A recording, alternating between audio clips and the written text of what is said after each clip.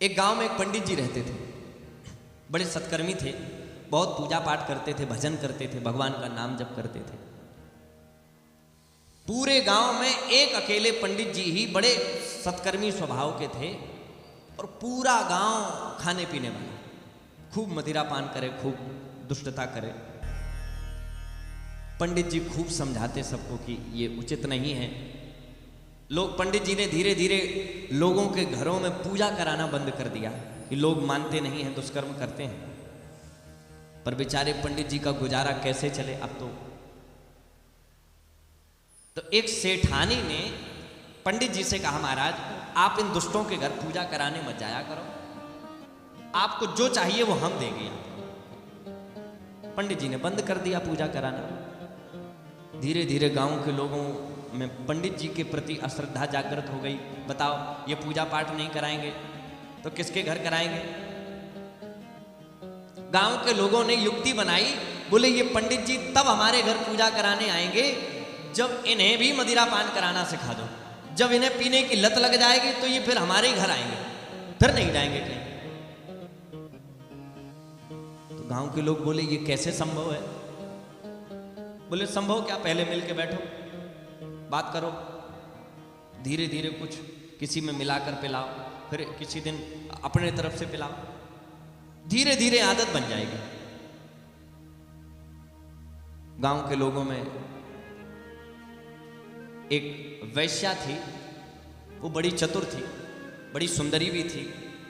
गांव के लोगों ने उस वैश्या को कुछ धन दिया कि सुनो, तुम जाओ और पंडित जी को किसी भी तरह से आज मदिरा पान करा के आओ, उनका धर्म नष्ट हो जाए। वैश्या ने खूब पंडित जी के पास जाकर प्रयास किया, धन का लोभ दिया, घर का लोभ दिया, पर पंडित जी ने ना। एक दिन रात्रि में पंडित जी सो रहे थे, प्रायः सोते हुए किसी किसी व्यक्ति का मुख खुल जाता है, इतना तो खुल ही जाता है कि जिससे वो श्वास जाए, अंदर जाए। प्रायः पंडित जी सो रहे थे, सोते हुए उनका मुख खुला था। वैश्या ने सोचा अवसर अच्छा है, कैसे भी करके इनका धर्म नष्ट करना है तो इनके सोते हुए मुख में ही मदिरा डाल दो। पंडित जी का सोते हुए मुख खुला, वैश्या गई, वैश्या ने जाकर के जैसे ही पंडित जी के मुख में मदिरा डालना चाहा, ये बिल्कुल सच्ची घटना है, ये राजस्थान के किसी गांव की घटना है। पंडित जी के मुख में जैसे ही मदिरा डालना चाहा, उसी समय पंडित जी के मुख से इतनी भयंकर आग निकली कि आग से ही वो वैश्या जल गई, पूरा घर जल गया। उस पंडित जी से सुरक्षित बने रहे। जब पंडित जी की आंख खुली, देखा उन्होंने तो देखा पूरा घर जल गया, वैश्या जल गई, सब। गांव के लोग आए, पंडित जी के चरणों में गिरे, महाराज क्या हुआ ये? पंडित जी ने कहा मुझे नहीं पता।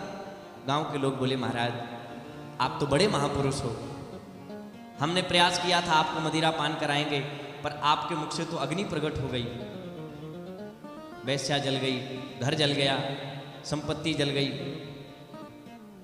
पंडित जी को बड़ी विरक्ति हुई, अरे राम राम, मेरे द्वारा कितना बड़ा पाप हो गया, मेरे द्वारा एक मृत्यु हो गई। उसी समय पंडित जी को वैराग्य हो गया, उन्होंने उसी क्षण वो गांव छोड़ दिया। गांव छोड़ करके सेंभार नदी है वहां राजस्थान में, एक उस नदी के किनारे रह करके उन्होंने कुटिया बनाई और आकंठ मग्न जल में खड़े होकर के अपने द्वारा किए इस कर्म का खूब प्रायश्चित किया, खूब भगवान से प्रार्थना की, हे प्रभु हमसे अपराध हुआ, अपराध हुआ। माला नहीं जाप करते थे, वो सिर्फ यही कहते थे, हे प्रभु अपराध हुआ, हे प्रभु अपराध हुआ। गांव के लोग ऐसा बताते हैं, 11 दिन तक तो पंडित जी को उस नदी के किनारे देखा गया। इसके बाद समय 12वें दिन जब लोग पहुंचे वहां तो पंडित जी मिले नहीं, न जाने जल में समाधि ले ली, न जाने कहीं चले गए छोड़कर, हमेशा हमेशा के लिए।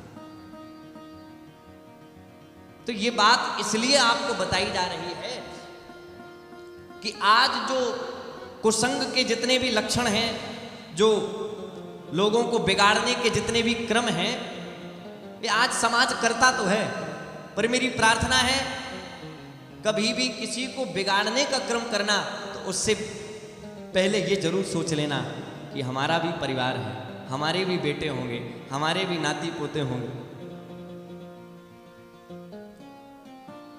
सोचो जरा, आप तो मदिरा पान करते हो, कोई बात नहीं, आपका नाती पी करके आपके सामने आए, कैसा लगेगा? हैं?